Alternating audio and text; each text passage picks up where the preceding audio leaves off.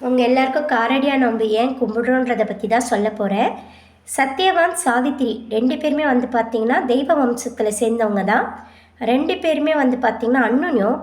நம்ம இத்திகாசத்துலேயே பார்த்திங்கன்னா கணவன் மனைவியை பற்றி நிறைய சொன்னதில் இவங்களும் அதில் இடம் பிடிச்சதில் ஒருத்தங்க. சரிங்களா? அன்பின் உச்சம், அன்பின் எல்லை, ஆனந்தத்தின் எல்லையில் வாழ்ந்தவங்க தான் இவங்க. சரிங்களா? இவங்க பார்த்திங்கன்னா சத்யவான், சாவித்திரி எப்படின்னா பொழுதன்னைக்கு அவங்களுக்கு குழந்தைலாம் கிடையாதுங்க. எங்கே போகிறதுனாலும் யார்கிட்ட சொல்லிட்டு போவாங்க. 2 பேருமே எந்த ஒளிவு மறைவும் கிடையாது. எதையும் ஒழிச்சு வச்சதில்லை. புருஷன்கிட்ட மறைக்காமல் மனைவியும், மனைவி கிட்ட புருஷன் மறைக்காமல் எல்லா விஷயத்தையும் சொல்லி அந்யோன்யமாக வாழ்ந்த தம்பதிகள். ஒரு நாள் ராத்திரி தூங்கிட்டு மறுநாள் காலையில் பார்க்கும்போது சத்யவானை காணோம். எல்லா இடத்துலையும் போய் தேடுறாங்க. வாசலுக்கு வராங்க, தோட்டத்துக்கு போகிறாங்க, வீட்டுக்குள்ளே போகிறாங்க, அறைக்கு போகிறாங்க, எல்லா இடத்துலையும் தேடுறாங்க. கணவனை காணோம். ரொம்ப தூரம் நடந்து வராங்க. கண்ணில் பட்டவங்க அத்தனை பேர்ட்டே கேட்குறாங்க, என் கணவனை பார்த்தீங்களா? இல்லைன்றாங்க. இன்னொருத்தங்கிட்ட போய் என் மணவனை பார்த்தீங்களா? இல்லை. இன்னொருத்தங்கிட்ட போயிட்டு என்னுடைய புருஷனை பார்த்தீங்களான்னு? இல்லை. என்னுடைய அன்புக்கு எரியக்குரியவர் என் புருஷன், என் கணவன், கண் கண்ட தெய்வம் பார்த்தீங்களான்னு? இல்லை. எல்லாரும் இல்லை இல்லைன்றாங்க. இவங்க போய்கிட்டே இருக்காங்க. ஒரு இடத்துல தோளில் ஒருத்தர் இவங்கள சத்தியவானை போட்டு கூட்டிகிட்டு போகிறத பார்க்குறாங்க. ஆச்சரியப்பட்டு தடுத்து நிறுத்துகிறாங்க. என் கணவனை நான் எல்லா இடத்துலையும் தேடிக்கிட்டு இருக்கேன், போகிறவங்க வரவங்களாம் கேட்டுட்ருக்கேன், நீ யார், எதுக்கு என் கணவனை எடுத்துகிட்டு போகிறேன்னு. அப்போ சொல்கிறாரு, நான் என் உயிரை எடுக்க வேண்டிய நேரம் வந்துடுச்சு, எடுத்துகிட்டு நான் போய்கிட்டு இருக்கேன், எதுக்கு என்னை வேலை செய்ய விடாமல் தடுத்து நிற்கிற, நீ யாருன்னு கேட்டபோது, நான் இந்த மாதிரி இவங்களுடைய மனைவி, சத்யவானுடைய மனைவி, கடவுளுடைய வரம் வாங்கிட்டு வந்தவ, நானும் தெய்வ வம்சத்தில் சேர்ந்தவ தான், பரிபக்த பத்தினி இல்லை, எனக்கு எல்லாமே என் கணவன் தான், என் கணவனை விட்டுட்டு போ, என்ன சொல்லிகிட்ருக்க நீ அப்படின்னு சொல்லி யமன் ரொம்ப கோவப்படுறாரு. நான் என் வேலை, என் கடமை உயிர் எடுக்கிறது, அதனால் நான் செஞ்சுக்கிட்டு இருக்கேன்.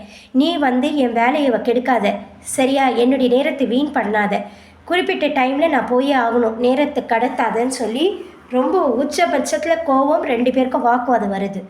அப்போ இவங்க சொல்கிறாங்க, எனக்கு எல்லாமே கணவன் தான், எனக்கு குழந்தை கிடையாது, எனக்கு எல்லாமே என் கணவன் தான், என் சந்தோஷம், என் அன்பு, என் துக்கம், இப்போ விடுற கண்ணீர் எல்லாமே என் கணவனுக்காக, என் கண்ணீருமே என் கணவனுக்காக தான் சேர்ந்துருக்கு, என் உள்ளத்தில் பாதி, என் உயிரில் பாதி, எல்லாமே என் உயிரை கூட நீ எடுத்துக்கோ, என் கணவனை விட்டுருன்னு.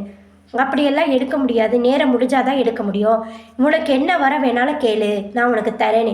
எனக்கு சொத்து சுகம் நிலம் வீடு வாசல் எதுவும் எனக்கு வேணாம், எனக்கு தேவை என் கணவன், எனக்கு எல்லாமே என் கணவன் தான், என் சந்தோஷம் நிம்மதி எல்லாம் என் கணவன் தான், என் கணவன் இல்லாமல் என்னால் ஒரு நொடி கூட இருக்க முடியாது, என் உயிரை எடுத்துக்கொண்டு ரொம்ப வாக்குவாதம் பண்ணுறாங்க. அவங்க உச்சபட்ச எல்லை மீறி வாக்குவாதம் நடந்து உச்சபட்ச கோவம் யமன் ஒரு வார்த்தையை சொல்கிறார், உனக்கு ஒரே ஒரு, நீ இவ்வளோ தூரம் கெஞ்சி கதறி எல்லாம் பண்ணுறதால உனக்கு தீப்பவும் சொல்கிற ஒரு வாரம் ஒன்று தரேன், உன் புருஷனை தவிர்த்து எது வேணாலும் கேளு, நான் உனக்கு செய்கிறேன்னு வார்த்தையை விட்டுடுறாரு. பிடிச்சிக்கிட்டாங்க. நீ இப்போ என்ன சொன்ன, என் புருஷனை தவிர்த்து எது வேணாலும் தரேன்னு சொன்னல, என் புருஷனுக்கு உயிரை கொடுத்துரு, என் புருஷனை விட்டுரு நீன்றாங்க. ஆச்சரியப்பட்டு போய் ஒரு நிமிஷம் யமன் அப்படியே நிற்கிறாரு, ஒன்றுமே புரியாமல் அசந்து போய் நிற்கிறாரு. நீ என்ன சொன்ன, உன் புருஷனை தவிர்த்து எது வேணாலும் கேளுன்னு, எனக்கு என் புருஷன் வேணால் உயிரை கொடுத்துருன்ட்டாங்க. யமன், நீங்கள் 2 பேரும் நல்லா இருப்பீங்கன்னு சொல்லி உயிரை கொடுத்துட்டு போயிடறாங்க. சிலப்போ நம்மளும் இப்படி தான் உயிர் போகிற பிரச்சனையில் மாற்றோம், நிறைய பிரச்சனையில் மாற்றோம். ஏதோ மனுஷங்கள்லாம் தப்பு பண்ணுறது இயல்பு தான், ஆனால் அதுலேருந்து வெளியே வரத்துக்கு சாமர்த்தியமாக யோசிக்கணும்.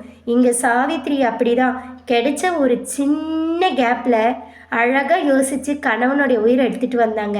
நம்மளும் இருக்கிற சிக்கல்லேருந்து கொஞ்சம் யோசிச்சோமானா நல்லா புத்தி கூர்மையாக அறிவாக வெளியே வந்துடலாம்.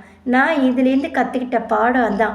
நீங்களும் பிரச்சனையில் இருந்தீங்கன்னா கண்டிப்பாக ஒரு சின்ன கேப் ஒன்று இருக்கும், அதை பயன்படுத்தி வெளியே வாங்க, பிரச்சனையிலேருந்து மீண்டு வாங்க, துவண்டு போயிடாதீங்க.